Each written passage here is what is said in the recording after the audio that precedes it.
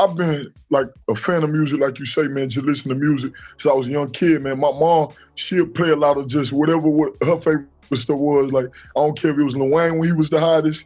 We can go back to, you know, a lot of the Houston legends. My mama being that we from Houston, she was playing a couple of local, you know, Slim Thugs, Mike Jones, all that type of stuff. You'll hear that stuff on the radio growing up and like, you'll emulate whoever your favorite artist was. So I definitely picked my favorite as a young boy. I definitely start, you know, like rapping my favorite songs just like any other young person that loved music, you know, and then after that it transpired to me actually having a love for words, my damn self. So that led to me writing, man, that led to me freestyling. My mom used to put us under pressure to just like try to out-rap each other. You know, we'd be in the car, like it'd be me and my big brother or my little brother. My mama would be like, let's see who got it, let's see who got it, you know what I'm saying? And she'd make us just go head to head and like, that just instilled the competition in me and just the drive, man, to actually love music. So I think my love of music always been there, man, since a kid. Like I come up, you know, I come up in a household where we needed music. Going through all the shit you might go through in a poverty-stricken environment, bro, music be like therapeutic for real.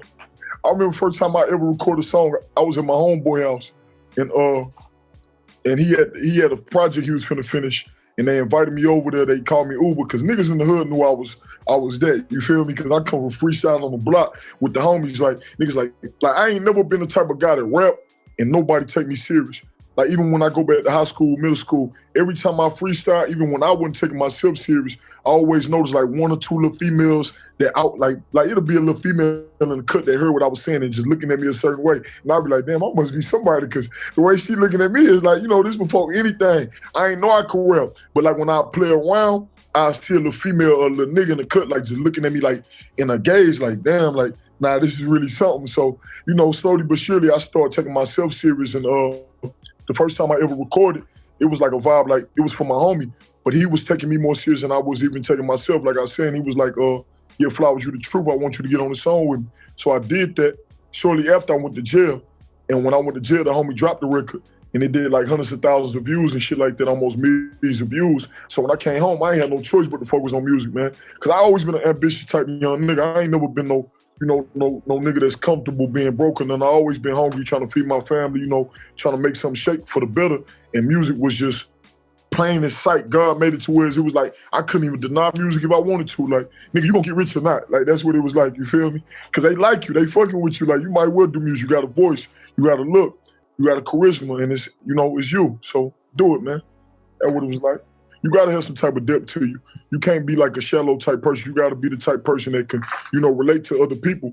I don't want to just make tough rap gangster music because that ain't all that I am. You know, when I'm with my kids one day, I can't be the biggest gangster in the world. You know, when I'm with my family, my mama, my girl, my siblings, you know, I ain't the rah-rah type nigga. I ain't talking about guns and all that dumb shit when I'm with my loved ones. So I feel like it's important that I give them life from that angle as well. Like telling them about what I've been through with my parents, telling them about what I've been through with my siblings, you know, and that's the sincerity.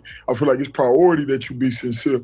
And, you know, I don't know nothing else, man. I'm genuine with my music. That's why I get to playing with the melodies and all that. Because some of the shit I say, I can't picture me just saying it upright and gangster and raw. Because I'm really that. Some shit require that. But a lot of shit require you to soften the tone and, you know, just deliver it in a manner in which they can receive it a lot easier. That's what I like to do, man. I like to tell people the truth from whatever angle it came to me in, you know. And a lot of shit ain't come to me all aggressive. Like, life was hard, man, but I got a beautiful mama, and when I talk about her, it's kind of hard for me to be like all that. She not like that. You know, she's sincere, she genuine, she raised me to be like that. So when I'm talking about my mama, I have to infuse some melodies and some feelings, because I mean, that's how I feel when I talk about that woman, you know, in real life, beyond just recording music, you know. You know, just like everything, it took practice, most definitely. Like, it wasn't it was naturally for me because I do have a voice. And when I came into contact with people that admired my voice or even acknowledged it, they would off back motivate me to use it in certain ways. Like, they wouldn't necessarily just breaking it down like, you could do this, how I know you could do that, how I know. But it was like, hey, bro, we finna go crazy. You feel me? Niggas that look me in my eyes like, hey, boy, you got that voice. We could do all kind of shit. And I look at them like, man, let me try. I ain't scared of nothing. So I hear you loud and clear. I touch the booth up front. I start rapping because I'm a rapper, and I like the words. I like, you know, playing with my rap Then I got into playing with my rhythm because you don't want to make the same song over and over, no matter who you is. You don't want to hear yourself making the same song over and over. You always want to, I mean, if you somebody like me, I'm a real creative type of individual. I always want to paint a different picture. So, you know, that came with playing with my rhythms, painting different pictures, you know, giving them a different angle on my art, you know?